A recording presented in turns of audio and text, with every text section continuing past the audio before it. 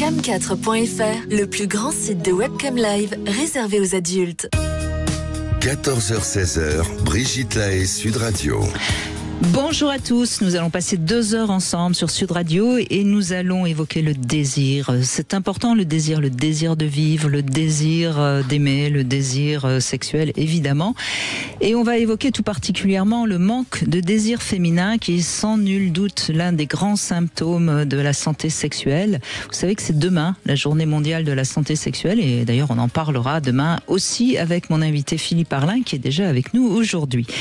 Alors bien sûr le désir c'est quelque chose de subjectif, mais être coupé de son désir, ça indique toujours quelque chose qui prouve que notre libido est un peu mal en point. Philippe Arlin, durant ces 2 heures, va essayer d'expliquer quelles sont les causes qui coupent le désir des femmes. Alors je dis bien des femmes, bien sûr on pourrait évoquer le manque de désir des hommes un autre jour, parce que c'est pas tout à fait la même chose. En tout cas, c'est mon avis.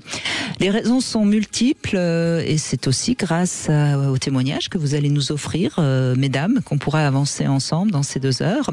Et puis, j'invite les hommes aussi à nous appeler parce qu'ils sont pas exclus. Je sais bien que le sujet d'abord les intéresse et qu'ils vont nous écouter. Mais si, messieurs, vous êtes actuellement dans un problème justement de manque des désirs de votre partenaire, eh bien, n'hésitez pas, appelez-nous. On va essayer de trouver d'abord la cause grâce à ce que vous allez pouvoir nous dire. Et puis, si on a la cause, on a généralement la solution. Et c'est peut-être ça la bonne nouvelle du jour, c'est qu'on peut, quand on sait pourquoi on manque de désir, on peut le retrouver. Vous pouvez nous appeler au 0826 300 300. Je rappelle également que vous pouvez nous envoyer un SMS, Brigitte 7 20 18. Et puis, je vous présente Philippe Arlin pour ceux qui peut-être ne sont pas souvent à l'écoute, parce que sinon, Philippe Arlin, vous faites partie des habitués de cette émission. Bonjour. Bonjour Brigitte. Je disais l'autre jour que vous êtes notre sexologue préféré. Vous avez beaucoup travaillé sur le désir et vous avez notamment écrit un livre qui existe en poche, Libérez votre désir, c'est aux éditions de la Musardine, parce que vous le dites, et c'est peut-être par ça qu'il faut commencer, notre désir n'est jamais mort. Non. C'est pas le désir qui meurt, c'est notre relation à notre désir. Mais vous le dites très bien, ce qu'on désire, c'est aussi ce qui nous met en vie, donc ce qui nous motive, ce qui nous met en mouvement. Il faut arriver à comprendre pourquoi à un moment dans notre vie, la sexualité n'est pas ce qui nous met en mouvement, n'est pas ce qui nous motive. Alors, très naturellement, au début de la relation, évidemment que ça nous motive, puisque on est amoureux, on est dans ce début de la relation avec l'autre, on est en permanence en train de se toucher, de se contacter, on est vraiment attiré, on est motivé pour ça. Et tout dans notre corps, parce que on verra, il y a 2 piliers au désir. Il y a un désir qui est hormonal, et puis il y a un désir qui est contextuel, comme il y a 2 manières de manger. Il y a manger pour répondre à un besoin du corps, qui est la correspondance hormonale au niveau de la sexualité, puis manger parce qu'il y a un aliment qui nous donne envie alors qu'on n'a pas spécialement faim. Qu'est-ce qui va nous motiver ? Pourquoi à un moment de notre vie, cette sexualité, elle est intéressante, mais on peut s'en passer. C'est plus motivant. Alors, c'est pas un discours masculin, ça. Nous, on est toujours motivés. Si on nous propose la possibilité d'avoir du sexe, on serait content et on va même un peu, j'ai envie de dire, réfléchir à ce que notre journée ne se conclue pas sans avoir au moins fait une tentative d'y placer un moment sexuel. La femme n'a pas toujours ce type de priorité, et on va le voir avec les auditeurs et les auditrices, et en plus, la femme a une histoire, c'est-à-dire que la sexualité des femmes, c'est pas toujours inscrite de manière facile dans sa vie, puisque à une époque... Je vais rebondir déjà sur 2 choses essentielles qu'il faut bien comprendre. Oui, un homme, c'est pas la même chose qu'une femme, ouais. Et ça, c'est quand même quelque chose qu'on a tendance à oublier un petit peu ces derniers temps. Ça, c'est la première chose. Et la deuxième chose, oui, la sexualité féminine est plus complexe, plus difficile. Ça nous arrive d'avoir mal, même si on a pourtant du désir. Chez l'homme, les douleurs lors d'un rapport sont quand même très rares. Oui. Alors, il y a aussi un contexte, parce que moi j'aime bien aussi placer la sexualité dans un contexte historique et social. Il suffit juste de comprendre que on n'a pas la même sexualité au XXIe siècle qu'on pouvait l'avoir il y a quelques années, des centaines d'années en arrière, et on n'a pas la même sexualité en France que celle qu'on va avoir dans certains pays où il y a des règles, des normes différentes. Et dans l'histoire de la sexualité des femmes, avoir envie, j'ai envie de dire, à une époque, elles n'avaient pas le choix parce qu'il fallait qu'elles soient choisies, qu'elles soient épousées. Donc c'était déjà ce qui leur permettait d'assurer leur avenir, d'avoir un statut. Il ne fallait pas qu'elles aient envie à l'extérieur parce que là, elles pouvaient être répudiées. Il fallait se méfier des risques de grossesse et tout. Et on verra aussi pourquoi, du coup, la naissance de l'enfant peut marquer une atteinte dans le désir, dans le couple. C'est un peu comme si la place de la femme était sécurisée. Elle a fait un enfant, elle est un peu, donc, pour un désir qui était peut-être pas très motivant, si ce n'est de trouver sa place. Ça me fait penser à ce fameux désir d'avoir de la sexualité pour se sentir exister. Mais oui. Et vous avez raison, beaucoup de femmes qui deviennent mères se sentent tellement exister parce qu'elles ont le phallus au sens symbolique du terme, que la sexualité n'a plus beaucoup de sens puisque ça ne sert plus pour exister. Et puis, on va le voir à travers les témoignages, les femmes n'ont pas été amenées. Alors ça dépend de l'éducation, ça dépend de l'histoire, ça dépend des personnalités, donc là chacun est différent, mais les femmes n'ont pas été amenées à avoir un rapport aussi fluide à la sexualité, voire aussi obsessionnel pour certains hommes, et donc du coup c'est toujours un truc où inconsciemment ça reste l'affaire des mecs auxquels elles répondent. Et pas toujours leur affaire à elle. C'est clair, oui, bien sûr. Et vous le savez, parce que j'ai déjà exprimé sur cette antenne, le fait que je questionne aussi cette notion de consentement, parce que le consentement, c'est encore dire oui à la proposition d'un autre. Et je pense que la sexualité commence à aller bien dès qu'on se rend compte que c'est nous, pour nous, qui demandons quelque chose qu'on va partager avec l'autre. Et c'est ça la motivation. C'est le fameux problème d'être dans le désir de l'autre que beaucoup de femmes. Mais tout, on nous, j'allais dire, on nous dresse. Mais c'est de ça dont je parle. Nous, les femmes, oui, on nous dresse d'être dans le désir de l'autre. Oui. Regardez les magazines féminins. Regardez les magazines féminins qui sont pourtant faits par des femmes. Comment on nous dresse à être présentable, sexy, de répondre aux injonctions des demandes. Et ça, derrière ça, c'est quand même. Donc avoir envie au milieu de ça, moi je dis c'est complexe. Et c'est pour ça que dans mon combat, ce que j'aime, c'est accompagner les femmes justement à se réconcilier avant tout avec elles et pas à être dans ce qu'on entend encore trop souvent, et on l'a entendu plusieurs fois à l'antenne, ces femmes qui sont un petit peu forcées à avoir des rapports parce que monsieur avait envie et qu'elles n'ont pas su juste trouver leur place là-dedans. Alors je ne dis pas qu'elles se sont sacrifiées, mais elles n'ont pas su trouver leur place, leur plaisir, leur désir à elles. Et donc, quand on ne le trouve pas, il disparaît. Voilà, et il faut bien comprendre qu'on peut avoir du désir d'avoir une relation sexuelle, parce qu'on sait qu'on va avoir un orgasme, ou en tout cas du plaisir. On peut avoir du désir d'avoir un rapport sexuel parce qu'on a envie de s'offrir à l'autre.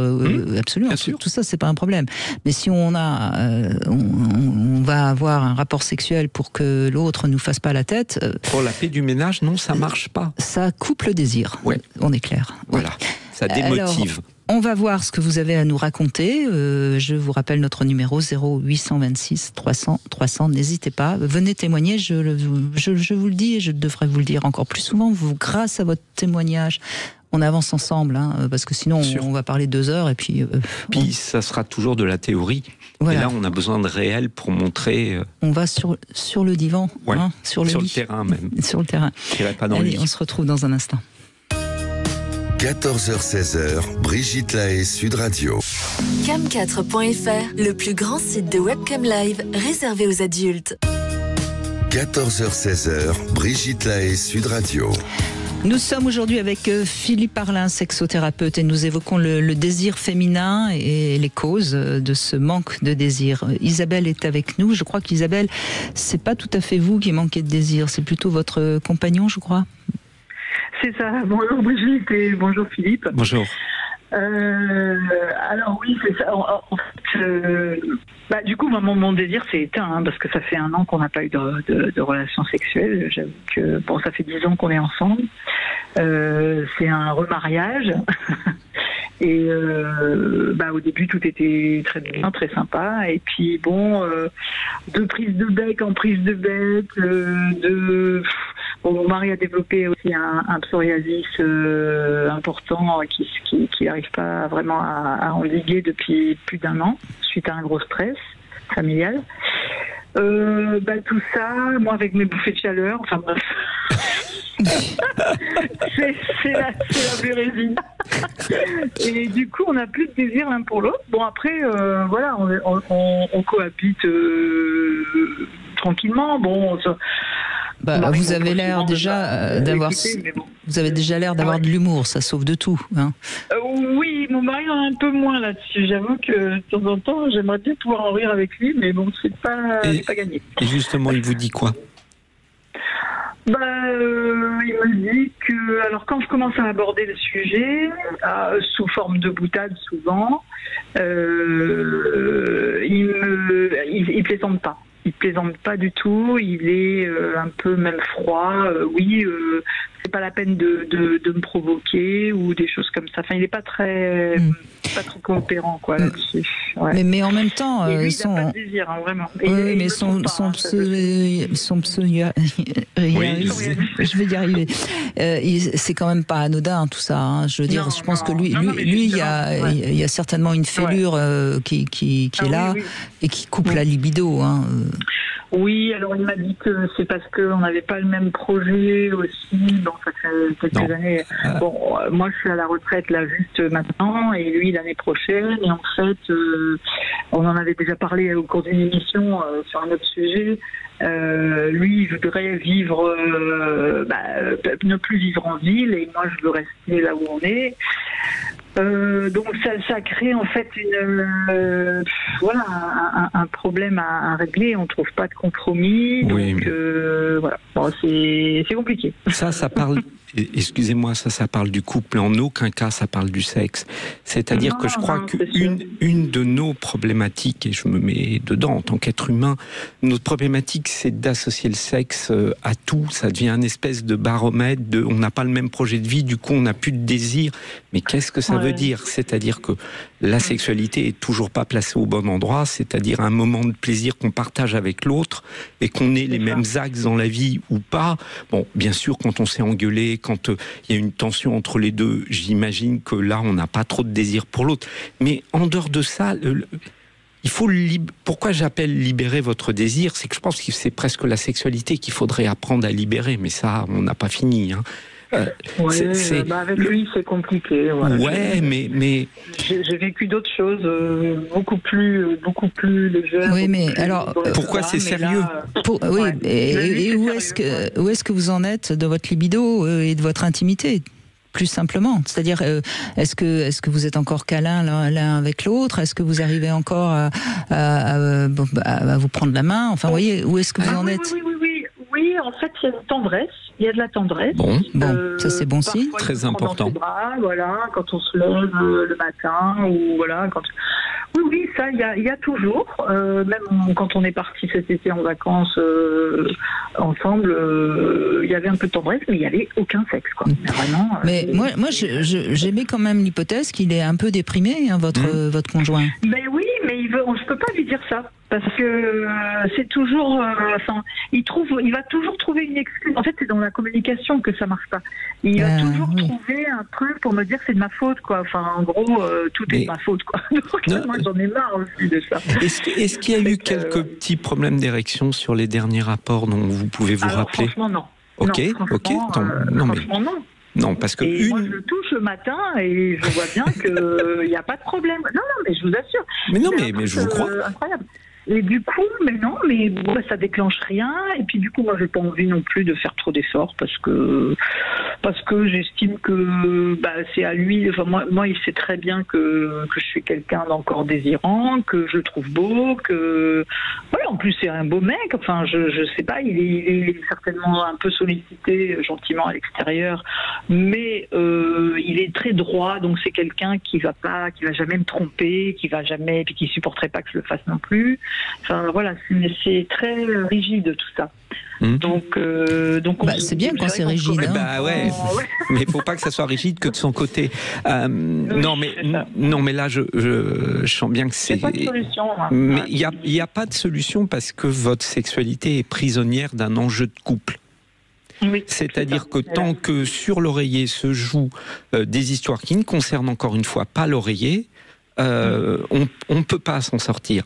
Il faut vraiment, dans ces cas-là, mais il faut que les deux l'acceptent. Il y a un travail de thérapie de couple à faire, c'est-à-dire que il y a des problèmes qui doivent être réglés et il faut libérer la sexualité et arrêter de lui faire porter une responsabilité qu'elle n'a pas.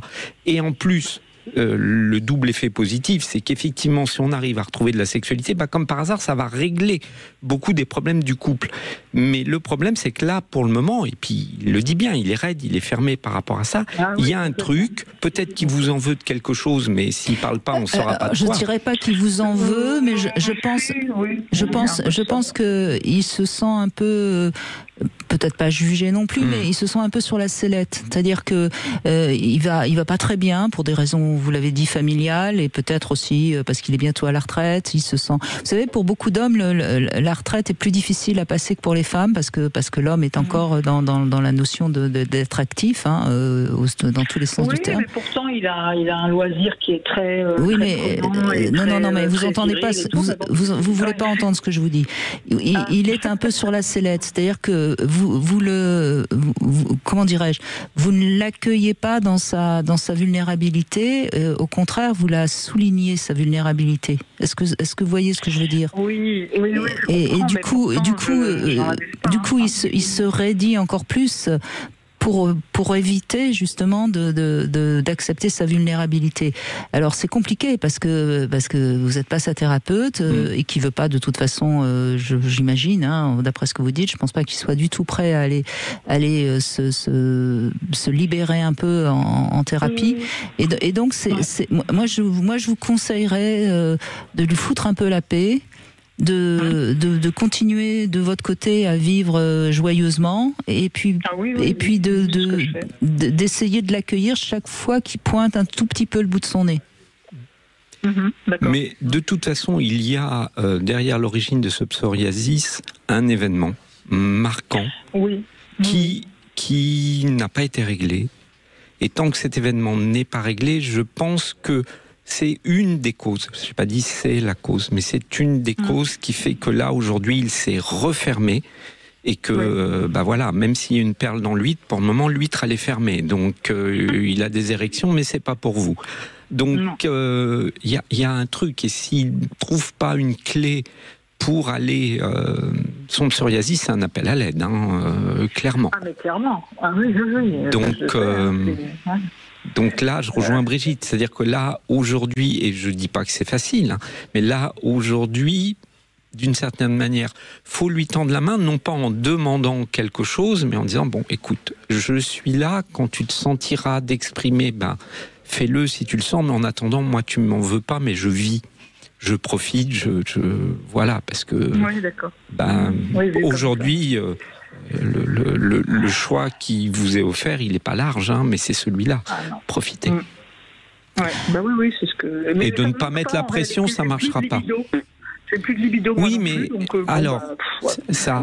rassurez-vous, ça c'est un des mécanismes de l'être humain qui est quand même un mécanisme de salut, c'est-à-dire que notre cerveau ne nous torture pas pour le plaisir. C'est-à-dire qu'à partir du moment où il n'y a pas de réponse, très naturellement, on apprend. Ça se règle, on a moins envie. Et c'est vrai du côté des hommes comme du côté des femmes, à partir du moment où des fois on perd la libido parce que il y a plus de raison, mais on peut la retrouver, vous inquiétez pas. Oui, et puis ça ne vous empêche pas de votre côté de temps en temps de vous masturber et d'entretenir justement votre... Voilà. Bon. Donc tout le matériel fonctionne. J'ai d'autres plaisirs, J'ai d'autres plaisirs. Et voilà. L'activité ludique, je fais des... Oui, ça me manque pas en fait, mais bon... Voilà, je sais que j'ai dû me masturber 2-3 fois dans l'année, On peut un peu plus. Oui, mais bon. Au moins une fois par mois. Et puis, c'est pas la peine forcément de lui signaler, mais s'il s'en rend compte, c'est pas mal. Oui. Bon. Ça, je suis plus gênée. Enfin, je suis un peu... mais il faut que vous assumiez d'avoir du désir. Je l'ai pas fait devant lui.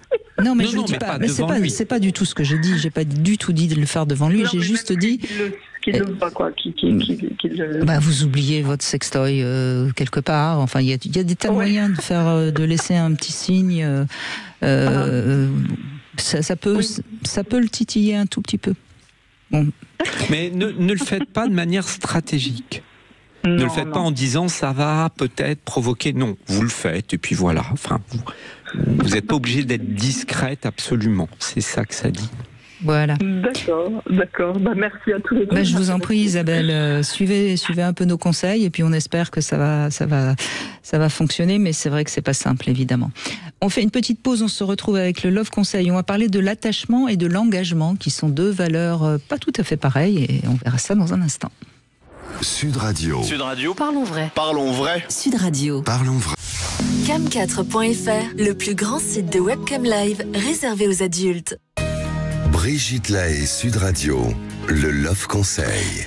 Alors Philippe Parlin, on va parler de l'attachement et de l'engagement parce qu'on confond beaucoup les deux, surtout en ce moment, j'ai l'impression. On parle beaucoup d'attachement et puis en même temps on comprend plus très bien ce que signifie l'engagement. Donc il est important de faire la différence. Votre partenaire peut-être, et ce que j'entends de plus en plus, ne veut pas s'engager. C'est notamment encore plus vrai chez les hommes, mais c'est vrai aussi chez les femmes. Chez les femmes, c'est plus tard.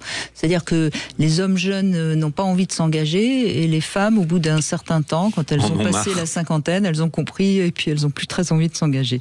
Bref, en tout cas, c'est pas la même chose et donc c'est important de le comprendre parce qu'on peut être très investi sentimentalement, mais on n'a pas envie de s'engager parce qu'on est dans une société où c'est assez facile finalement maintenant de vivre seul et ça permet de garder sa liberté. Donc, il faut bien comprendre si vous êtes avec quelqu'un qui a peur de l'attachement ou qui a peur de l'engagement. Parce qu'il peut y avoir aussi au départ ce non-engagement parce qu'on a peur de s'attacher. Je ne sais pas si je suis claire. Oui. Bon, si vous avez compris. Et qu'on a peur de souffrir au bout du compte. Oui, c'est ça. Voilà. On a peur de tomber trop amoureux, d'être dépendant, du coup, derrière, etc. ça fasse mal. Alors évidemment, c'est la propre histoire infantile de chacun qui va expliquer si c'est une peur de s'attacher ou une peur de s'engager. Hein. C'est vrai que les personnes qui dans l'enfance n'ont pas eu suffisamment d'amour et pas réellement ressenti ce que c'était que le lien, eh bien elles peuvent avoir peur de s'attacher et d'autant plus donc de s'engager. Parfois, elles peuvent au contraire vouloir s'engager même si elles sont pas vraiment attachées parce que ça leur donnera une sécurité dont elles ont besoin. Hein. Donc voyez bien que tout ça est très complexe et c'est vrai que si on comprend que c'est pas tout à fait la même chose, on va mieux comprendre si on est avec quelqu'un qui justement ne veut pas habiter avec nous, ne veut pas se créer du lien. Eh bien on arrivera mieux à comprendre pourquoi et donc à pouvoir dépasser le problème. Voilà, et je pense que c'est quelque chose qu'il faut vraiment comprendre parce que c'est vrai que de plus en plus, on entend des gens qui ne veulent pas s'engager, qui ne veulent pas s'attacher. Peut-être que c'est à la fois bien de ne pas forcément toujours vivre à deux, mais le couple a quand même certains avantages, donc soyons réalistes. Oui, et puis je pense qu'il y a vraiment une incompréhension dans l'engagement. C'est un peu comme toutes ces personnes qui aujourd'hui vont refuser un CDI.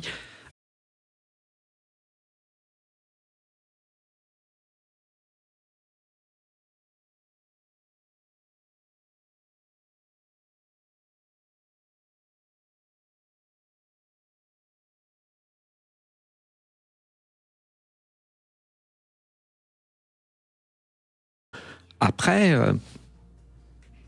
voilà, il n'y a pas de réponse sur l'avenir. Pour parler encore plus simplement, l'attachement, c'est un lien affectif. Hein, on est attaché à l'autre parce qu'on est bien avec lui, on a envie de le voir, etc. L'engagement, c'est une sécurité. Oui. C'est-à-dire que quand on s'engage avec quelqu'un, on acquiert une sécurité à la fois affective, matérielle, sociale, et ça a des avantages.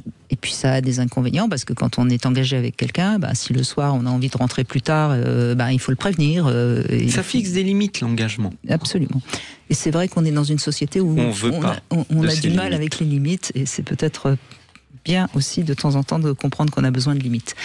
On continue avec Karine qui est avec nous. Bonjour Karine. Bonjour Karine, bonjour Brigitte, bonjour Philippe. Bonjour. Bonjour. Bonjour. Moi, j'appelle par rapport au sujet concernant... Allô ? Oui, on vous entend très très bien. Ouais, par rapport au problème concernant la libido, on va dire ça comme ça.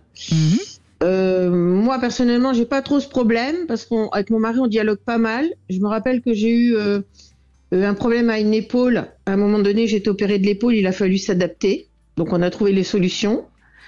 Là, aujourd'hui, avec le problème que j'ai de marche au niveau du bassin et des jambes. Bah pareil, on essaye de ne pas se mettre la pression, on s'adapte, on va dire ça comme ça. C'est-à-dire que vous prenez les on positions suffisamment pour se comprendre. C'est oui, ça, voilà, hein, on est d'accord. Voilà, c'est ça. Et des fois, on est gagnant parce qu'on a trouvé des positions, franchement, on n'aura pas été les chercher avant et elles sont plutôt pas mal, quoi. Ça marche bien. Oui, c'est formidable, donc, ça vous a rendu créatif. Exactement. Et puis on découvre des positions finalement qui sont super efficaces et qu'on n'aurait pas pensé à faire si on n'avait pas eu ce problème-là, quoi. Vous voyez. Après, c'est vrai que nous les femmes, c'est tout dans la tête. Alors si on est mal dans sa tête, c'est vrai qu'on n'a pas trop envie, quoi. On est très cérébral. Alors c'est vrai que ce côté-là, c'est un peu faut être disposé, quoi, mentalement.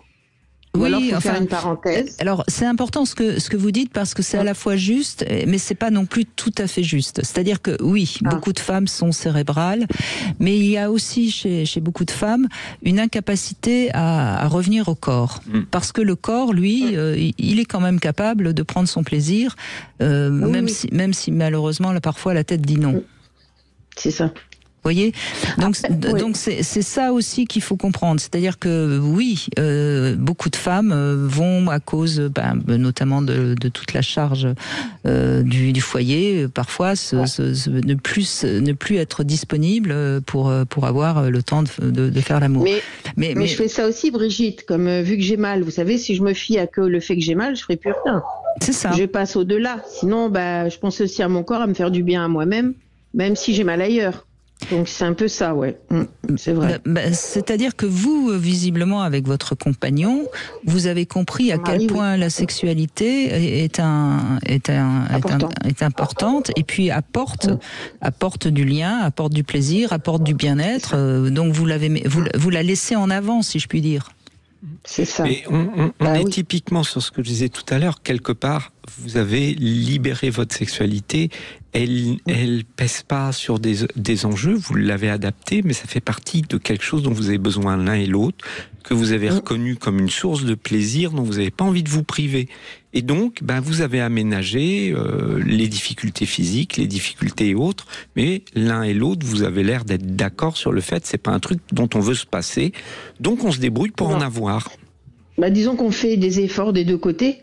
Bien sûr. Et ça fait partie du jeu. Si on se détache sexuellement, après le couple, il bat de l'aile. Donc, j'ai pas envie qu'il aille le voir ailleurs, chercher ses besoins ailleurs. Donc, c'est aussi, je prends sur moi et je fais des efforts. Mais c'est des compromis, c'est des efforts des deux côtés. Oui, mais vous en retirez les avantages.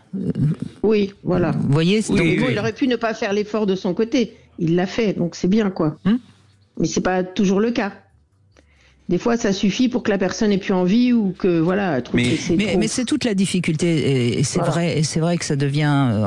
Pourtant, Dieu sait si Philippe et moi on travaille sur mettre le mot effort. Non, on fait pas des efforts. On met juste la sexualité comme quelque chose d'essentiel, comme le fait de manger ou de dormir.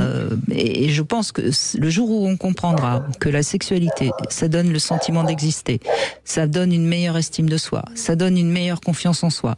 Ça donne du plaisir qui améliore notre système immunitaire. On mettra peut-être la sexualité un peu avant plein d'autres choses qui souvent passent avant. Vous êtes d'accord, non, Philippe ? Mais complètement. Et c'est important. C'est pas la mettre en priorité. C'est pas ce que certains de nous, les hommes, pouvons faire, le truc. Non, mais ça a vraiment une place et ça ne doit pas être ce que beaucoup de femmes en font, genre de truc, à la limite, si je pouvais m'en passer, je m'en passerais. Il y a un vrai milieu là-dedans, comprendre que c'est une fonction naturelle du corps et c'est une fonction de santé, de bien-être et de développement personnel. Et ça, la sexualité, elle a été tellement tabou, tellement pointé du doigt. Tout le monde en a, mais visiblement, faut pas en avoir. Donc, il y a une hypocrisie totale depuis des siècles autour de l'affaire de la sexualité. Donc, on a encore un peu de mal à entendre aujourd'hui que c'est sain, c'est naturel, c'est normal, ça fait du bien.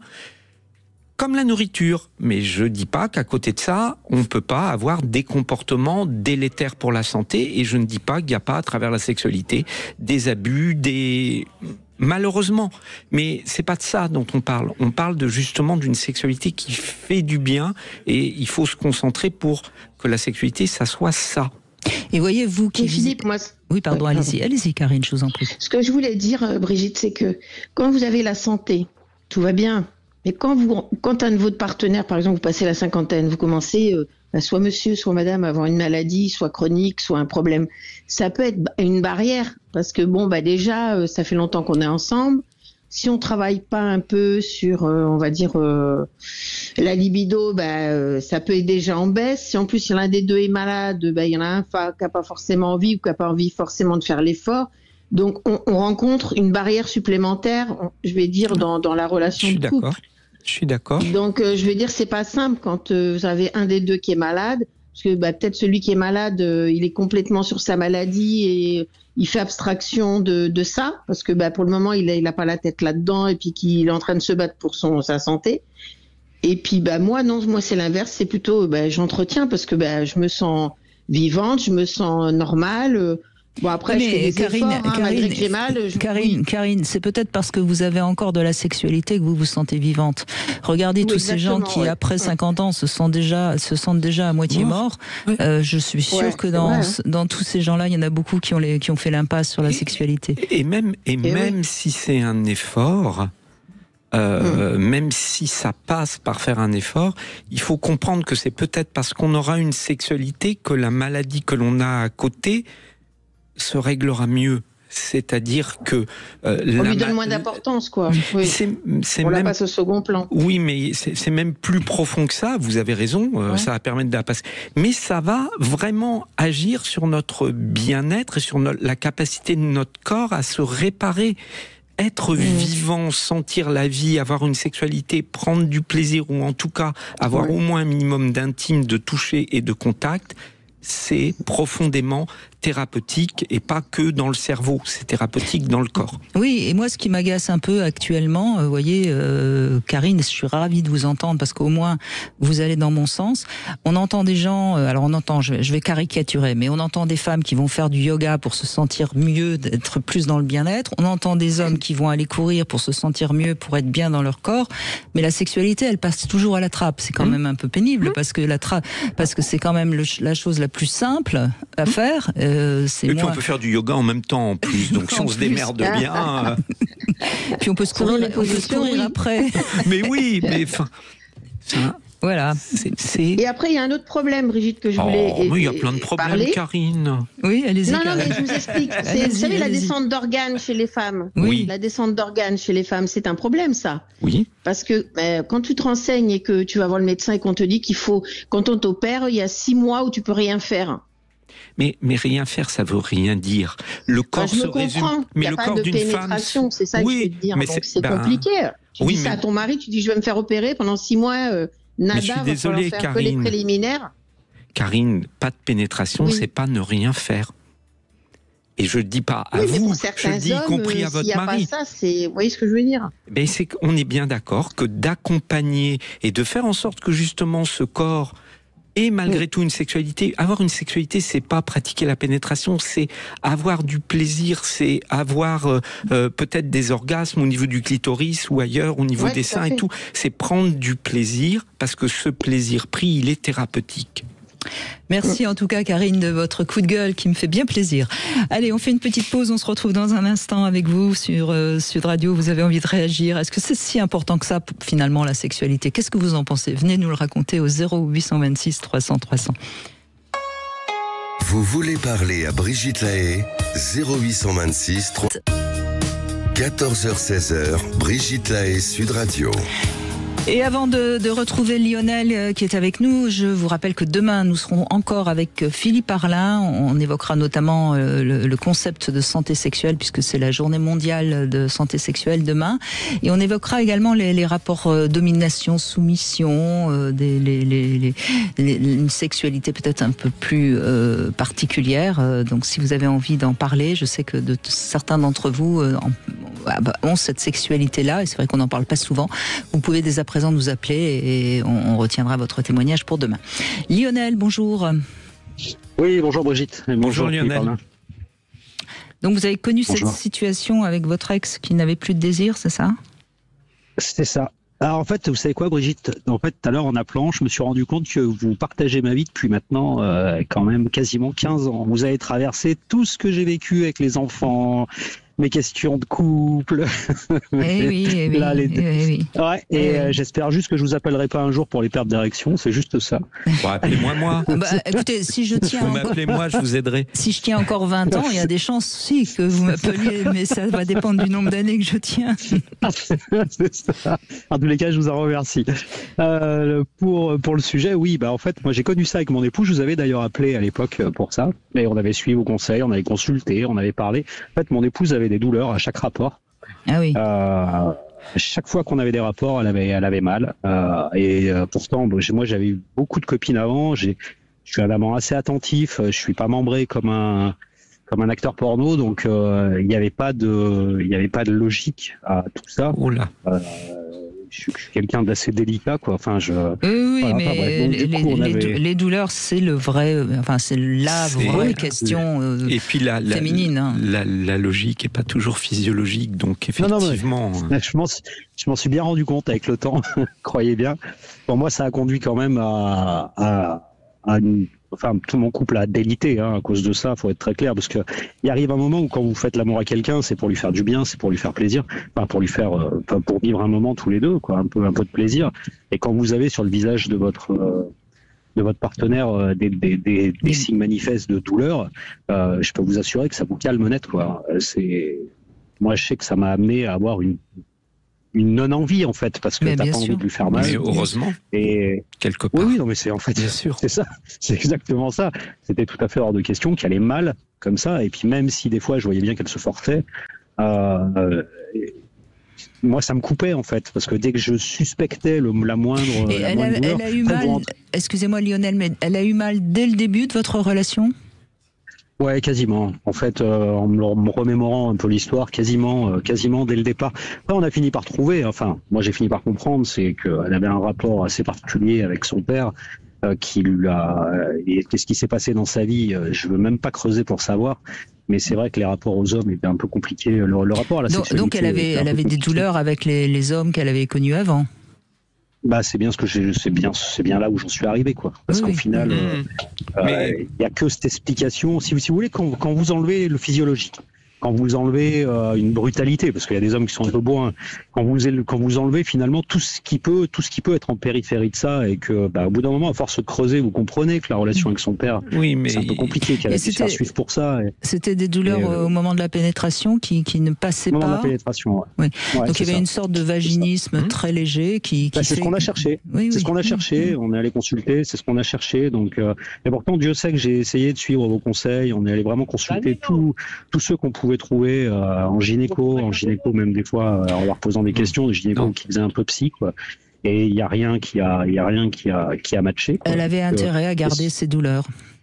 Alors, je sais pas quel parcours vous avez fait, mais en tout cas, parce que ça reste quand même chez un sexologue, en tout cas chez moi, dans ma pratique, quelque chose presque du quotidien de travailler sur les douleurs féminines, et c'est jamais, excusez-moi, il faut passer par la case gynéco pour éliminer toutes les causes physiologiques, mais une fois que le gynéco a dit que de son côté tout va bien, tout le boulot reste à faire.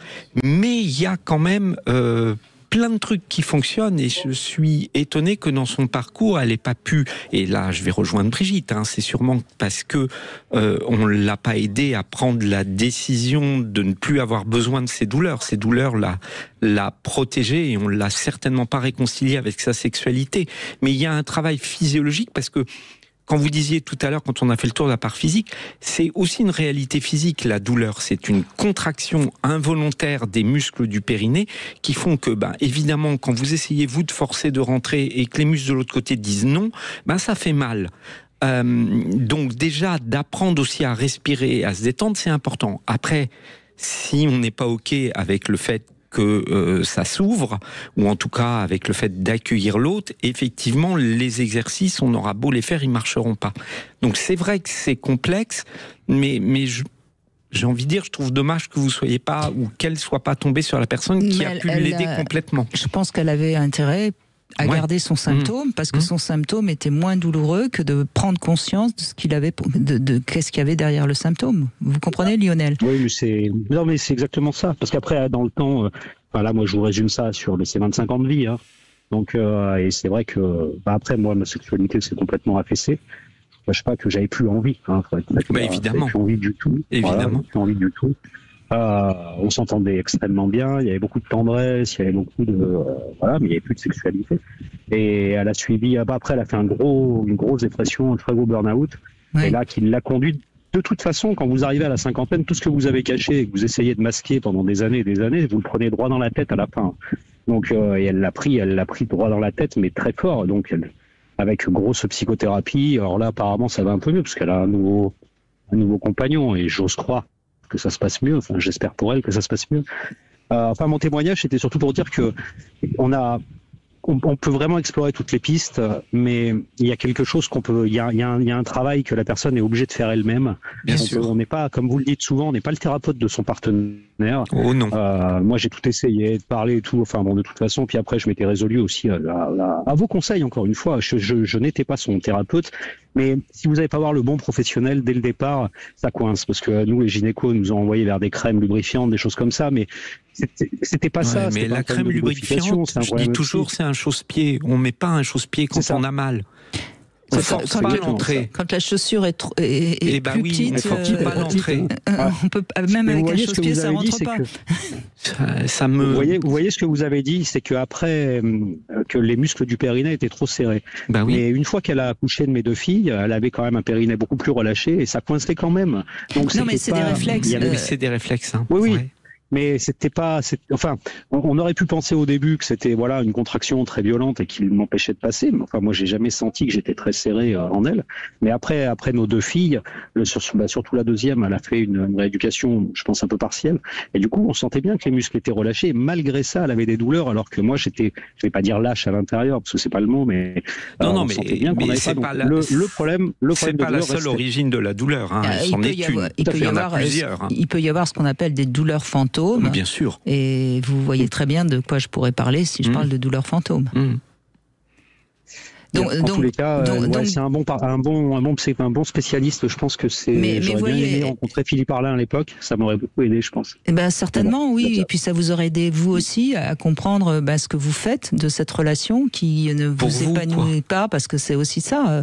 Combien de temps on reste parce que symboliquement c'est une castration. Hein, bien sûr. Oui, c'est ça. C'est ça, je confirme. Bien sûr, parce que vous perdez votre estime de vous-même, vous perdez votre sexualité évidemment, et ça a des répercussions importantes. Donc tout ça est loin d'être anodin. Et je pense qu'on sous-estime encore aujourd'hui, bien que les gens vont de plus en plus voir des sexothérapeutes, c'est quand même ça rentre un peu dans les mœurs, mais on sous-estime encore l'importance de la sexualité dans un couple. Et quand il y en a un des deux qui a un symptôme fort, et le vaginisme, c'est quelque chose quand même de très très fort, forcément ça détruit le couple, ça détruit les deux. Hein. Et donc c'est ça détruit tout, et ça détruit chez l'homme. Moi je sais que je me suis concentré parce que je voulais pas, c'était tout à fait hors de question d'aller voir ailleurs. Et je me suis concentré sur le travail, vous concentrez sur les enfants, vous concentrez sur tout ce qui est extérieur au couple.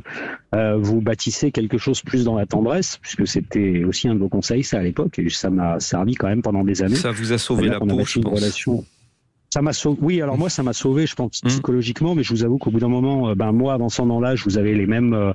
Quand vous arrivez dans la quarantaine, vous avez un peu le démon qui sort, et quand vous avez plus du tout de rapport, alors que vous êtes en pleine force de l'âge, je vous cache pas que. C'est-à-dire que. Il faut contrat parce qu'il y a pas le choix. Bien sûr. Vous à un moment parce que donné. J'en pouvais plus. Donc, à un moment donné, on continue à se sacrifier, ou on vit un peu pour soi, c'est normal. Et je crois que vous avez fait le bon choix. C'est ça.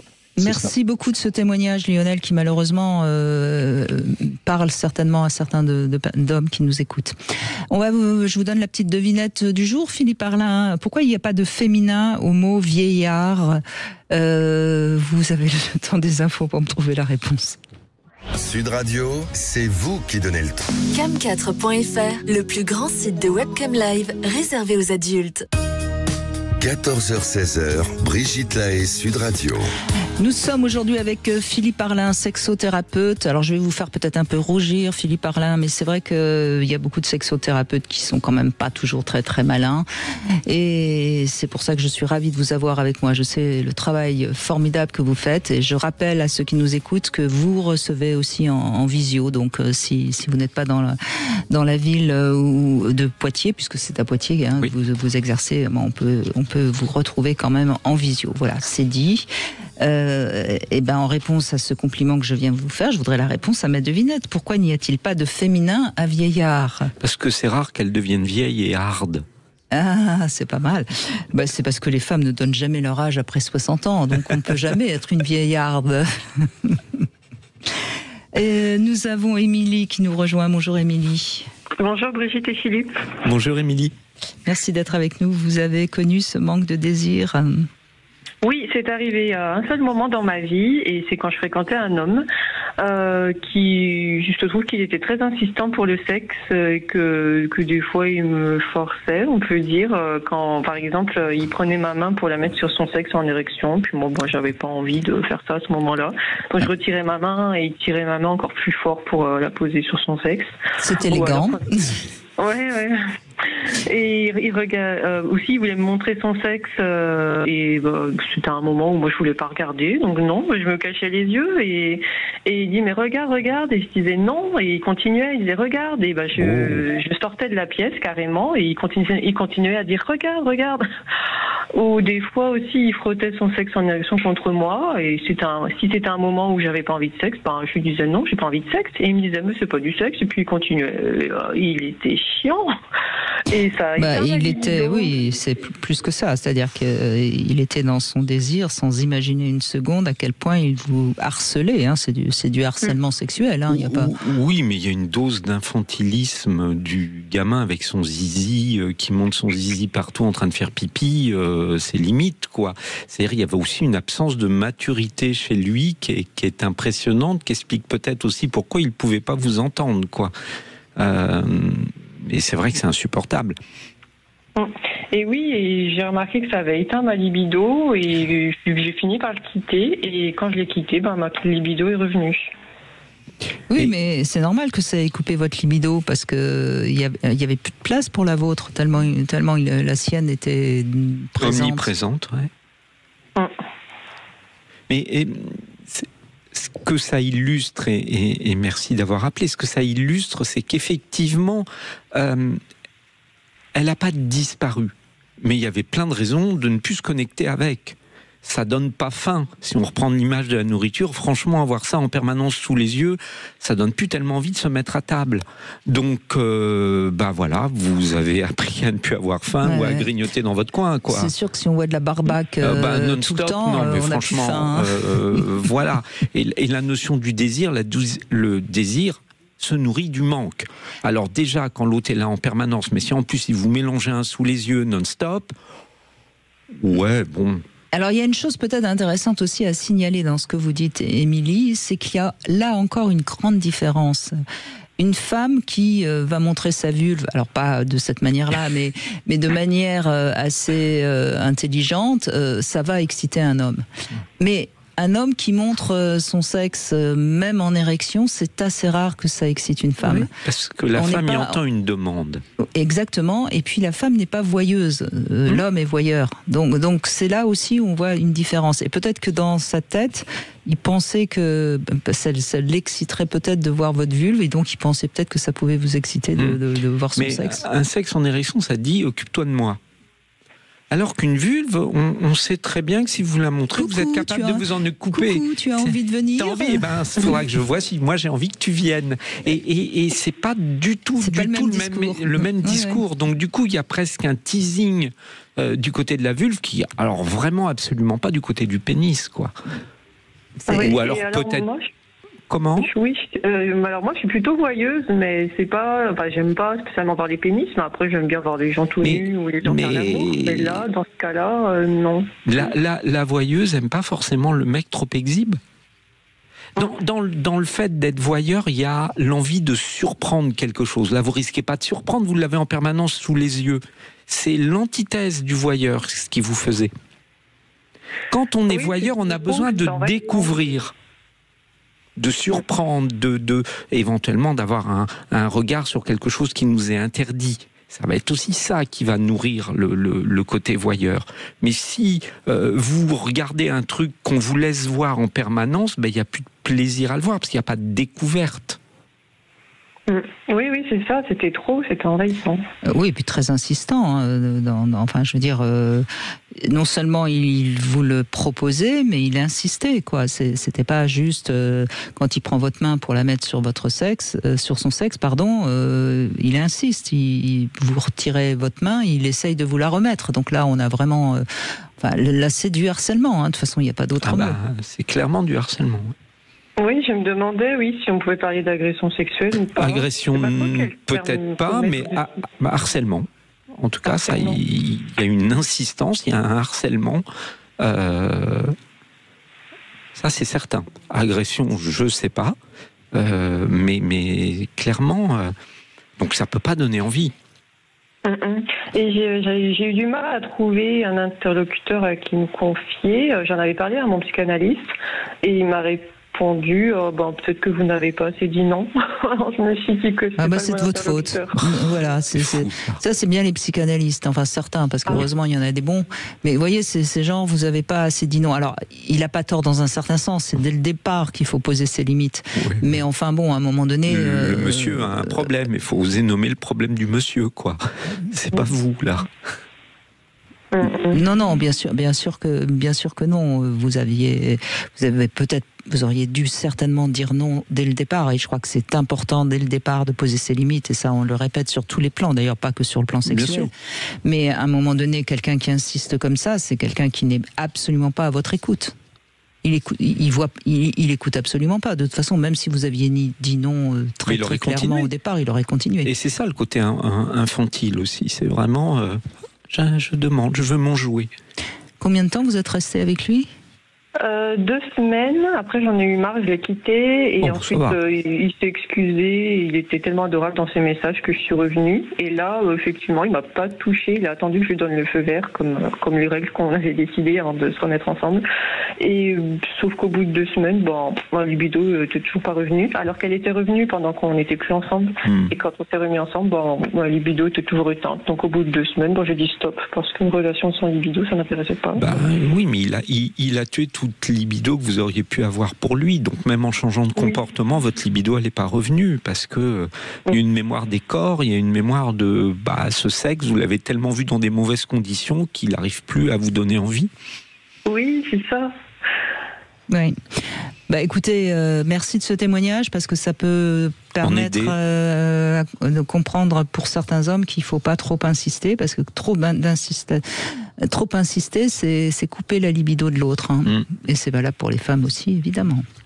On fait une petite pause et on se retrouve pour la nouvelle rubrique C'est maintenant dans un instant. 14h-16h, Brigitte Lahaie, Sud Radio.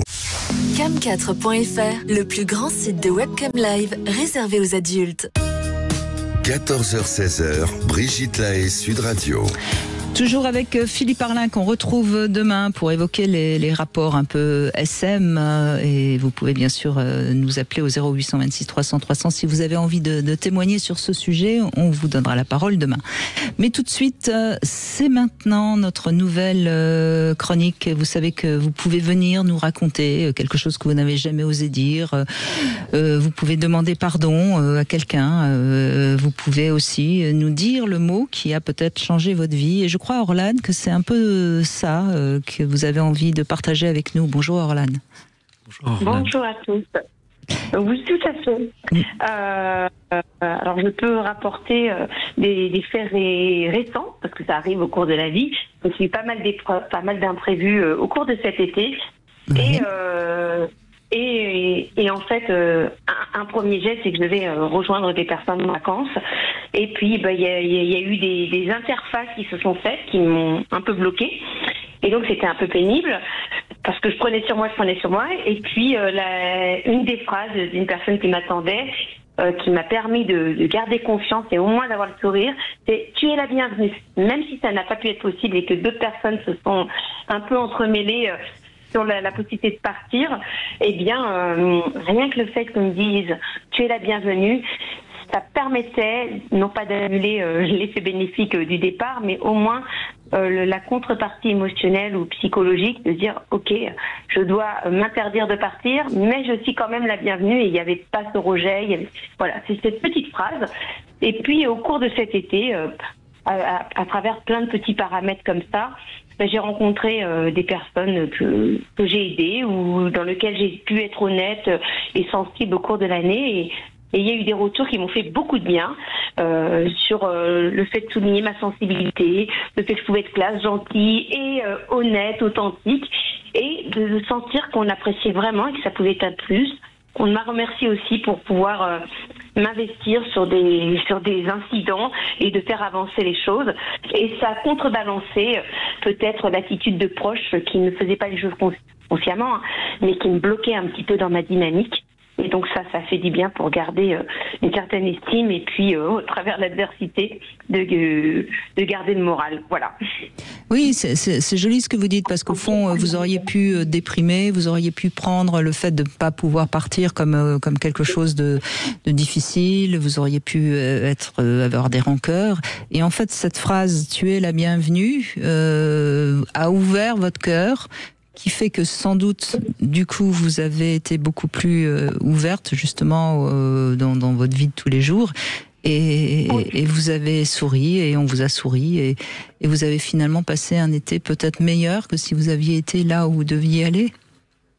Alors, peut-être pas, mais en tout cas, la rancœur que je voulais éviter, elle a quand même eu lieu à un moment donné, mais le fait qu'on me dise tu es la bienvenue, ça m'a permis de garder au moins ce cœur ouvert et de ne pas le fermer à ces personnes, voilà, sous prétexte que, et du coup de laisser, d'avaler la pilule et d'essayer de proposer autre chose, de demander, pas pardon, mais de me pardonner, entre guillemets, de ne pas pouvoir tout maîtriser, hein, et surtout de pouvoir essayer de rebondir et de créer d'autres situations.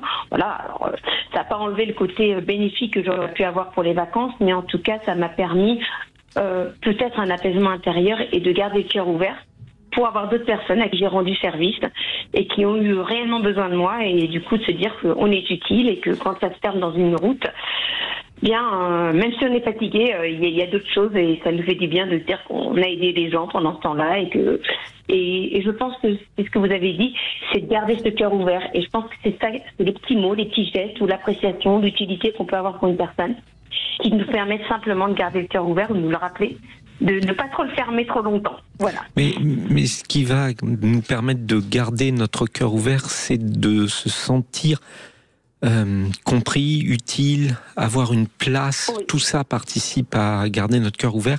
Et cette phrase très simple, tu es la bienvenue, c'est aussi une phrase qui vous dit tu as ta place. Et à partir du moment où on a sa place, on est légitime. Oui.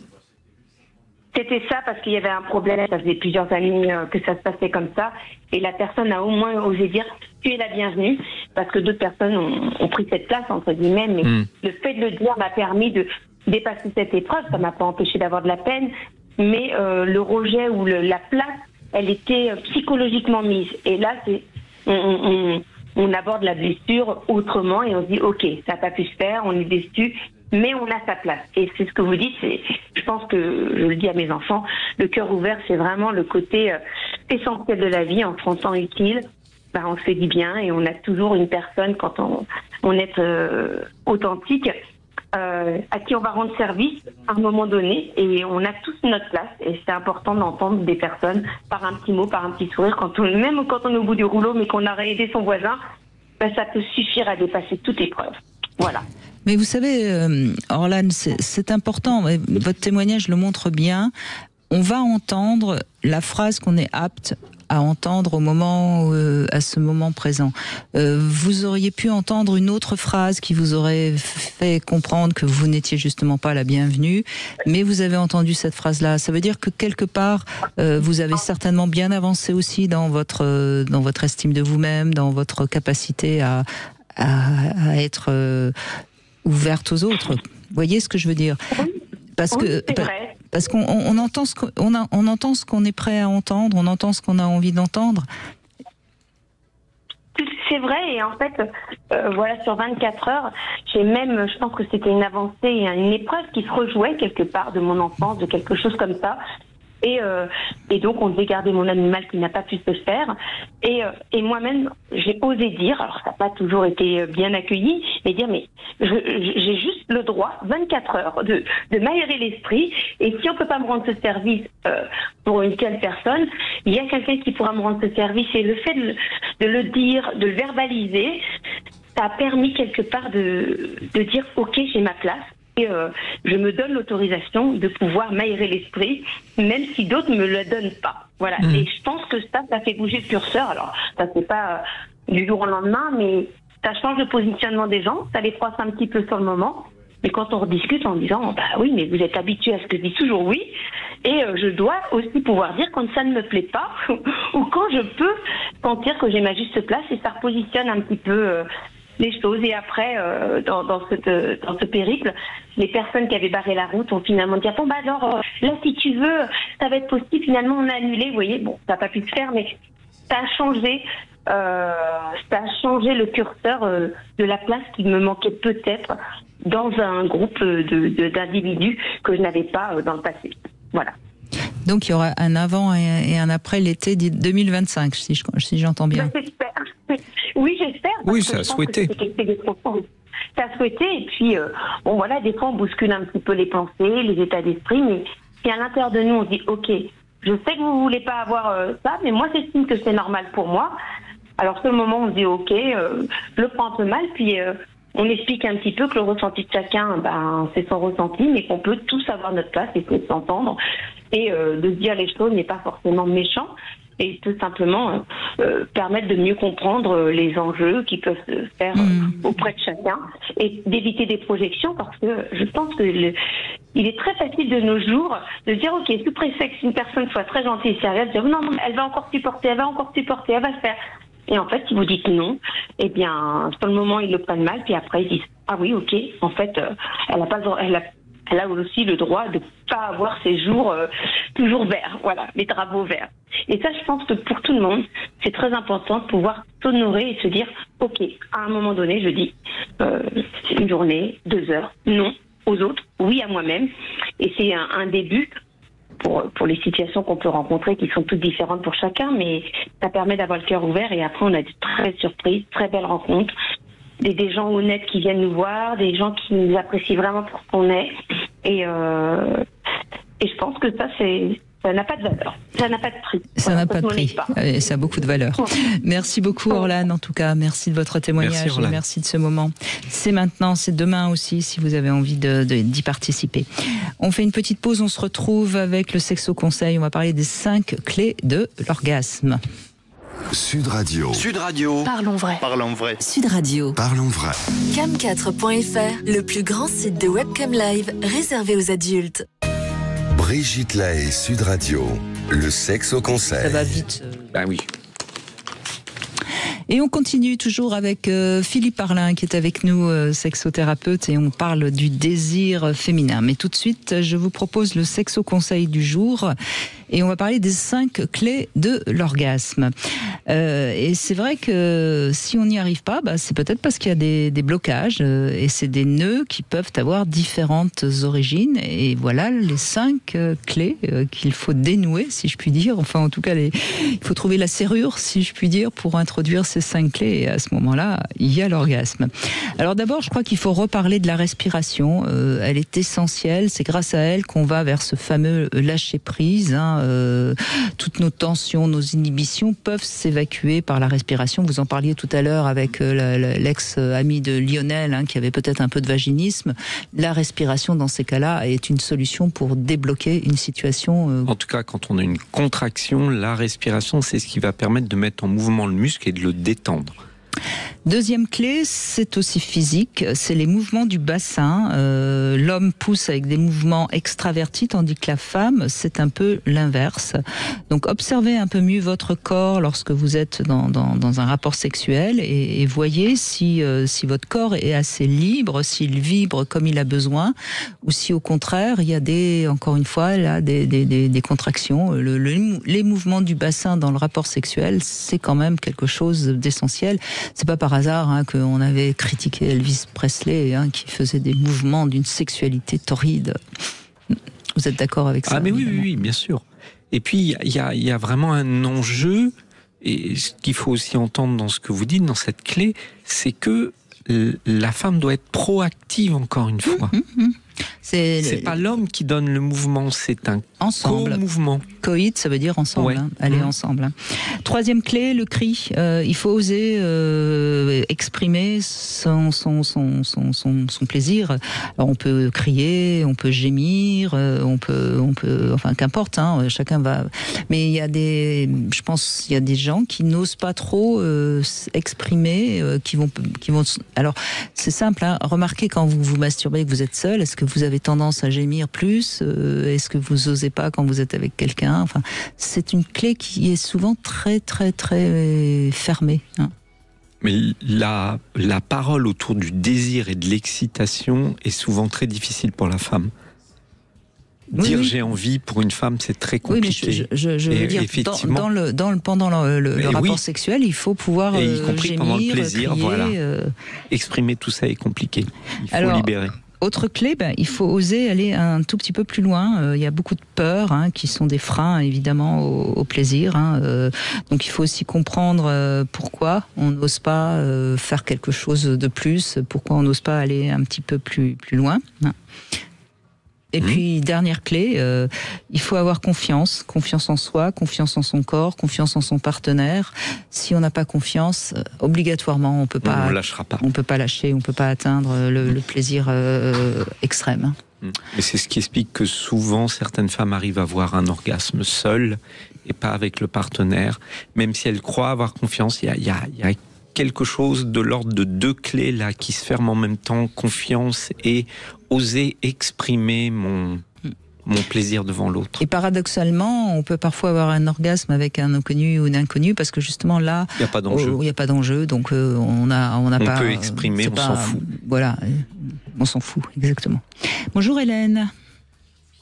Bonjour Brigitte. Bonjour Hélène. Et Philippe. Bonjour Philippe. Merci de m'accueillir sur l'antenne. Je vous en prie Hélène, on vous écoute, allez-y. Alors, je me suis mariée très jeune et avec un homme de 2 décennies de plus que moi. Et en fait, j'étais très soumise et résignée parce que je ne connaissais rien d'autre. Voilà, donc j'attendais que ce soit lui qui exprime son désir. Et lui ne m'a pas, si vous voulez, pendant les années de mariage, il ne m'a pas... il vous a pas aidé. Oui, c'est ça. Il vous a pas aidé à vous découvrir. Il a pris ce qu'il avait besoin et envie de prendre, et puis c'est tout. Voilà. Mais dans tout ce qu'il y a de plus simple. Voilà. J'ai pas, on va dire, dans la position de missionnaire, simplement. Donc ça a duré quelques années, et puis bon, ça n'a pas fonctionné. La vie a fait que nous nous sommes séparés. Et je me suis remariée quelques années plus tard. Et là, j'avais sans enfant avec le second mari. Par contre, il avait un problème sexuel qu'il a fallu. En fait, je me suis mise en retrait pour pouvoir l'élever à lui. Et en même temps, ça m'a permis de savoir un petit peu plus ce dont j'avais envie ou besoin, ou ce qui me plaisait ou pas. Ça vous a laissé un peu de place pour vous découvrir. Voilà, quelque part, ça m'a permis, parce que j'étais très pudique à ce moment-là, et ça m'a permis de me découvrir un petit peu, je dis pas complètement, un petit peu, parce que lui aussi était très timide, mais enfin, on va dire assez, pas diplomate, bon c'était pas, voilà. Donc nous avons passé quelques années, nous sommes séparés, et il y a quelques années, pendant le Covid, j'ai rencontré quelqu'un, qui lui, alors, il a enlevé tous les cadenas. Oui, il avait les clés. Il avait les 5 clés ou peut-être une 6e? Il avait effectivement, il y a tout qui matchait en fait. Voilà. Et là, j'ai compris que, en fait, il y avait besoin. Enfin, disons que je réagissais à énormément de choses. Et pour moi, le plaisir a été total. Et il m'a comprise. Votre témoignage est passionnant, Hélène, parce qu'on voit bien encore une fois que la sexualité, c'est aussi une histoire de rencontre, sauf que on rencontre la bonne personne quand on est prête. Hein. Oui, et c'est une histoire de construction. Il y a les deux. C'est-à-dire qu'il y a des personnes qui ne nous laissent pas et ne nous permettent pas de nous construire. Mais il y a un moment, si on ne se construit pas grâce à l'autre ou tout seul, mais en tout cas, si on ne se construit pas et si on n'a pas les bonnes rencontres, on ne vivra pas quelque chose d'épanouissant. Parce que ce que je pensais, en fait, c'est que quand j'étais jeune, j'étais belle et mon corps était beau. Et aujourd'hui, je plais avec ma laideur. Enfin, je dis laideur parce que... ma vieilleur. Vous plaisez... voilà, non, Hélène, vous plaisez avec votre beauté intérieure. Peut-être, voilà, mais elle est intérieure alors. Oui, c'est ça qui compte quand même. Ouais. Attendez, quand il rentre à l'intérieur de vous, c'est bien à l'intérieur qu'il rentre, Hélène. Oui, mais voilà, voilà, je suis assez. Vous me faites rougir là. Bon, je vois. C'est bien, ça veut. Oui, allez-y, je vous en prie. J'ai une parenthèse à ouvrir, c'est que ça fait 3 ans que je vous écoute. Oui. Et justement, c'est arrivé à ce moment-là, avec cet homme qui m'a épanouie. Et j'ai écouté vos émissions, et vous n'y êtes pas pour rien. Et je tenais à vous en remercier. Et je vous admire. Voilà, vous devriez être professeur dans toutes les écoles, on va dire à partir de la 6e pour les enfants, parce que je trouve que l'éducation sexuelle est insipide à l'école. Vous voyez, vous avez le pouvoir de transmettre ce message-là. Mais je suis pas sûre que mon discours est un discours adapté aux jeunes non plus. Vous voyez, je pense que mon discours... Alors, en terminale, oui. Oui. Non, mais moi je suis le premier à reconnaître, et je le reconnais à travers toute ma patientèle, le travail immense accompli par Brigitte, et elle sait à quel point je n'en suis reconnaissant. Mais je la rejoins quand elle dit que peut-être il faudrait s'inspirer de ce qu'elle dit pour avoir un discours vers les jeunes. Oui, mais je suis pas sûr que Brigitte fait déjà très bien ce qu'elle fait là où elle le fait. Et je pense que c'est 2 choses différentes. Les jeunes, vous savez, Hélène, ils sont comme vous l'étiez quand vous étiez jeune. Ils vont dans la vie, ils foncent, et ils expérimentent avec leurs rencontres, leurs expériences. Et puis c'est seulement après qu'on essaye de comprendre qui on est. Avant 30, 35 ans, je crois qu'on se pose pas ces questions-là. D'ailleurs, je crois pas qu'il y ait énormément de jeunes qui écoutent cette émission. Je pense qu'il y a beaucoup plus de gens, enfin que la moyenne d'âge vous voyez, je pense, Hélène. Après la quarantaine, oui. Oui, je pense, vous voyez, parce que et c'est bien d'ailleurs, je conseille, enfin moi ce que je dis toujours aux jeunes, je dis mais foncez, vivez, osez. Et puis après, vous ferez le point, et puis vous ferez des conneries, et puis vous assumerez, et puis vous en tirerez des conclusions, et vous comprendrez qui vous êtes.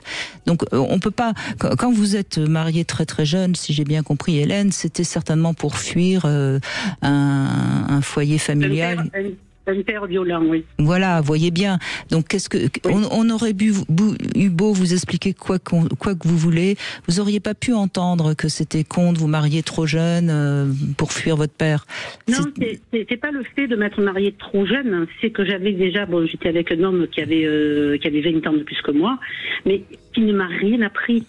Vous voyez, il aurait pu dire j'ai quelqu'un, je peux tout lui apprendre et lui oui, mais vous pouviez pas choisir ce genre d'homme puisque vous aviez un modèle de père tellement violent et tellement négatif. Qu'est-ce que vous voulez? Il faut pas croire que parce qu'on enseigne, la personne en face apprend. Ça, c'est une grande vérité. Et tout bon professeur le sait, c'est-à-dire que Le fait d'apprendre, le fait de comprendre, c'est comme quand Brigitte parlait tout à l'heure, c'est ce moment où on est capable d'entendre une phrase, d'entendre une connaissance qui nous sera utile. Il y a plein de connaissances que vous auriez pu recevoir, qui vous auraient servi à rien à un certain moment, mais aujourd'hui, parce que vous, de votre côté, vous avez fait le travail et que vous avez besoin de ces réponses, vous vous nourrissez des gens capables de vous les donner. Et quand vous avez commencé à m'écouter il y a 3 ans, c'est que vous étiez en recherche de vous-même. Voilà. Et ça a fait écho. Ce que je disais vous a fait écho. Vous voyez ? Oui, oui, quelque part, ça a conforté et apporté des réponses à mes agissements et pourquoi ça fonctionnait pas. Et aujourd'hui, je suis avec quelqu'un qui, parce que la personne qui m'a découverte totalement, est malade et voilà, donc sachant malade, gravement malade, a préféré rompre la relation. Je peux comprendre parce que s'il venait à décéder. C'était pour me rendre ma liberté quelque part. Mmh. Voilà, mais donc j'ai rencontré. Il y a beaucoup d'amour dans tout ça. Oui, c'est beau ce que vous dites, même si c'est triste. Oui, c'est très beau, là, c'est très triste et ça me fait mal. Mais vous en garderez quelque chose. Et il vous a fait un merveilleux cadeau. Oui. Et alors, Hélène, puisque vous avez l'air de m'apprécier, je vais vous demander quelque chose. Vous êtes d'accord ? Oui. Je voudrais que vous ne disiez plus jamais que vous êtes laide. Promis ? D'accord, promis. Je vous embrasse. On fait une petite pause et on se retrouve dans un instant. Vous voulez parler à Brigitte Lahaie ? 0826 300 300. Cam4.fr, le plus grand site de webcam live réservé aux adultes. 14h-16h, Brigitte Lahaie, Sud Radio. Philippe Parlin, sexothérapeute, est avec nous. Je rappelle que vous pouvez également consulter Philippe par Zoom si vous voulez. On parle aujourd'hui du désir féminin et moi j'ai beaucoup aimé le témoignage d'Hélène parce que ça c'est quand même rassurant, ça montre que il est jamais trop tard. Il est jamais trop tard, exactement. Bonjour Virginie. Oui, bonjour. Bonjour Philippe. Bonjour Virginie. Brigitte. Alors moi aussi, j'ai beaucoup aimé tous les commentaires qui sont passés aujourd'hui à l'antenne. Je trouve que tout le monde trouve cette émission particulièrement utile. Et je joins à tous ces commentaires et à tous ces remerciements. Mais merci Virginie. On va essayer. Oui, mais moi ça m'émeut toujours, mais je sais jamais quoi répondre en plus. Et donc je ne réponds rien. On vous écoute, allez-y. Oui, alors moi je voulais dire que le désir, alors je crois que c'est un sujet que vous avez déjà abordé, mais il y a beaucoup de choses qui doivent être réunies pour que le désir existe. Et moi je suis quelqu'un avec un odorat extrêmement sensible. Et j'ai remarqué que selon la personne que j'ai en face de moi, mon désir se bloque totalement. Je suis incapable d'avoir un geste de tendresse, avoir un geste si l'odeur ne me convient pas. Alors, c'est tellement juste ce que vous dites, mais je vais me permettre de le corriger. C'est pas le désir qui demande beaucoup de conditions pour exister. Au contraire, lui, il est plutôt naturel et spontané. Par contre, il peut être très fragile. Et effectivement, une odeur peut le faire disparaître, un geste, une parole un peu crue, un peu... on avait tout à l'heure l'exemple de cet homme qui montrait son sexe, ça tue le désir. On voit bien qu'il est... Non, le désir est facile, mais on peut le tuer avec une grande facilité. Tout à fait. C'est tout à fait ça. Et moi, je ne peux pas aller au-delà parce que j'ai, dans ma sensualité, il y a énormément de choses qui jouent. Il y a les textures, la texture de la peau, la texture des draps. C'est comme quand on porte des sous-vêtements particulièrement féminins. Moi, je me sens beaucoup plus sexy quand j'ai ces vêtements-là, ces sous-vêtements-là, alors que personne ne les voit en dehors de moi. Non, mais c'est votre rapport à votre sensualité. Vous êtes certainement quelqu'un qui a de la sensualité et qui l'a développée et tant mieux parce que c'est un atout formidable, la sensualité. Mais l'inverse, c'est qu'en effet, si un de vos sens est abîmé, vous perdez agressé, ça coupe le désir. C'est exactement ça. C'est comme avoir quelqu'un quelqu'un en face de soi qui mange comme un cochon, ça me coupe tout. Même si on est dans le plus grand restaurant, s'il n'y a pas... Ah, ben oui. S'il n'y a pas toutes ces composantes, disons, ça me bloque. Ça me fait rire parce que je pense évidemment au féminin de cochon, hein, donc ça me fait sourire. Oui. Ouais. Mais vous avez raison, mais en même temps, ça doit sacrément vous compliquer la vie. Parce que ces petits bruits, manifestations qui viennent vous gêner, malheureusement, on les croise quand même assez souvent, non ? Oui. Alors, je voudrais rebondir pour parler d'une autre... c'est pas une composante en soi, mais tout à l'heure, Brigitte vient de relever le mot cochonne, et ça me rappelle un amant que j'ai eu à un moment, et qui ne pouvait faire l'amour que si, qu'en employant des mots grossiers, très crus, etc. Bien sûr. Lui, c'était ça qui l'excitait, par exemple. Et moi, ça me bloquait totalement. C'est pour ça que j'en ai parlé tout à l'heure. C'est un élément bloquant. Voilà, c'est ça. Oui. Mais oui, et voyez le problème, toujours pareil, on n'en a pas parlé, mais et ça c'est presque plus fréquent chez les hommes que chez les femmes. Quand on est comme ça, avec une sorte de paraphilie, c'est-à-dire qu'on ne peut faire l'amour qu'en disant des cochonneries, hein, et pourquoi pas, moi j'ai pas de problème, mais si on ne peut faire l'amour qu'en disant des cochonneries, il faut forcément trouver une cochonne, hein, sinon ça peut pas fonctionner. Et ça c'est parfois le problème de certains hommes qui ne peuvent faire l'amour que quand la femme porte des chaussures ou en disant des cochonneries ou enfin bon qu'importe. Ou en manteau de fourrure ou peu importe. On s'en fout, mais c'est vrai que ça c'est quand même une problématique et là on voit bien que c'est quelque chose qui est compliqué parce qu'il faut trouver la partenaire qui va accepter ou qui va aimer ça, hein, tant mieux. Mais bien sûr. Mais je peux tout à fait entendre et vous n'êtes pas la seule. Il y a des femmes qui supportent pas d'être pour elles ça coupe tout, quoi. Ben voilà. C'est un remède à l'amour. Comment embrasser quelqu'un qui a une mauvaise haleine? Pour moi, c'est un tue-l'amour complètement. Mais le problème, c'est que en général, les gens qui souffrent d'halitose comme ça ont pas du tout un sens de l'odorat développé. Ben, parfois, ils ne le savent pas et c'est compliqué de leur dire, donc personne n'ose leur dire. C'est ça. Les notions d'hygiène, d'odeur, qu'est-ce que c'est complexe et je vous rejoins parce que je partage cette sensibilité et effectivement ça complique le parcours. Je vais lancer un message parce que j'en ai parlé à mon dentiste au mois de mai. J'ai été faire une révision dentaire au mois de mai. J'en ai parlé avec mon dentiste. Je lui ai dit mais vous êtes bien placé. Vous savez quand vous avez des gens qui ont des mauvaises haleines. Donc il m'a répondu oui. Et j'ai dit mais vous leur dites. Il m'a répondu bah non. Enfin bon, il était tout embêté et je lui ai dit mais il faut leur rendre service à ces gens-là. Donc je fais je lance un appel à tous les dentistes qui nous écoutent, aidez vos patients à prendre conscience qu'ils ont une mauvaise haleine. Surtout qu'il y a des traitements. Mais oui. Tout à fait. C'est de la même façon qu'un parfum peut vraiment susciter le désir, exciter.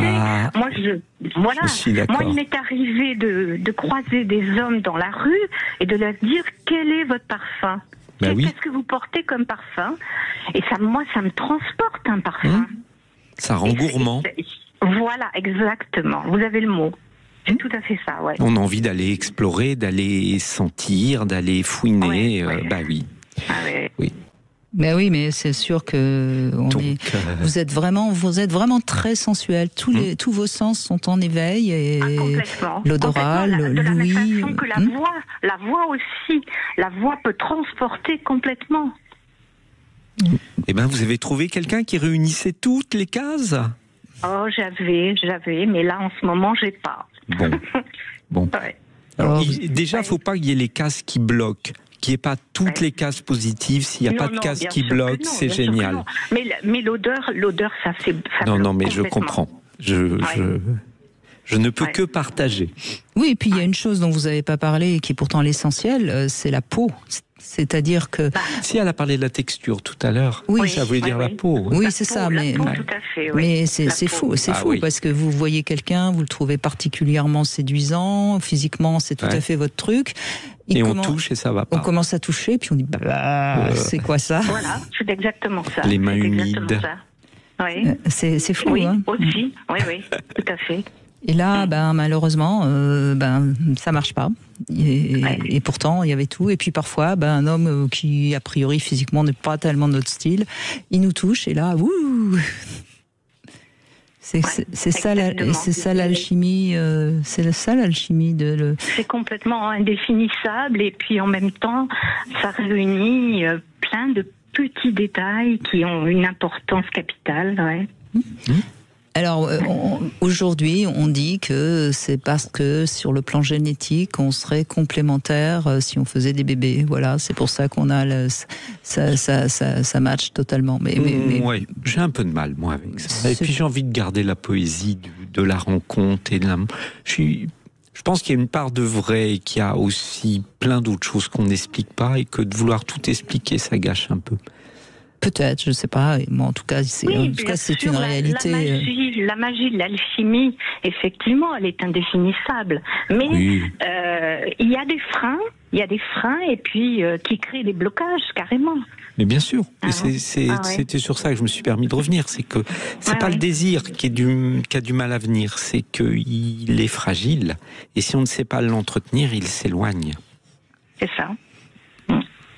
Merci en tout cas beaucoup, Virginie. Et moi j'invite tous ceux qui nous écoutent à développer leur sens, parce que c'est vrai que c'est peut être un handicap, parce qu'évidemment quand on est agressé par une odeur ou un bruit ou je ne sais quoi, bien sûr ça peut bloquer le désir, mais c'est quand même aussi un vrai moteur du désir, je trouve, nos sens. Et puis oui, ça peut être un obstacle. Mais ça peut être quelque chose je trouve, de merveilleux à prendre en compte, comme un cadeau à l'autre, que de faire attention à sa propre odeur personnelle, à avoir mis le parfum qu'il faut, justement parce qu'on a envie de séduire, on a envie de faire l'amour avec cette personne. Ça peut ouvrir justement tout un code de langage extrêmement intéressant quand on se connaît, justement, de faire attention à, effectivement, peut-être pas dire les mots qu'il faut, ou les dire si c'est utile. Voilà. Mais j'irais même encore plus loin, je crois, Philippe Arlin, que de prendre soin de soi, c'est déjà s'ouvrir au monde et s'ouvrir aux autres. Et donc on a plutôt intérêt à prendre soin de son corps, prendre soin de sa toilette, et d'être ouvert. Et c'est comme ça qu'on fait des rencontres. Hein. C'est pas autrement. Hein. Mais être conscient de cette sensibilité, être conscient, c'est vraiment répondre au sujet d'aujourd'hui, c'est-à-dire le désir, il se nourrit de peu de choses, mais par contre un rien peut le faire disparaître. Donc l'impression de ne plus avoir de désir, c'est peut-être parce que oui, inconsciemment on a rencontré quelque chose qui nous bloquait à chaque fois, et du coup on n'a pas été plus loin. Le désir, lui, il est là, mais il s'est mis à l'arrière. Merci en tout cas beaucoup, Virginie. Merci, Philippe Arlin. Je rappelle que vous êtes également l'auteur de ce livre, Libérez votre désir. C'est en poche aux éditions de La Musardine. Demain, on vous retrouve, Philippe Arlin, et on parlera notamment des rapports soumission-domination. Et tout de suite, vous allez retrouver Alexandre Dolovan pour C'est votre avenir. À demain. À demain. Sud Radio, c'est vous qui donnez le ton. Merci de donner la parole, et vous êtes une radio engagée. L'information est pertinente. Sud Radio, parlons vrai.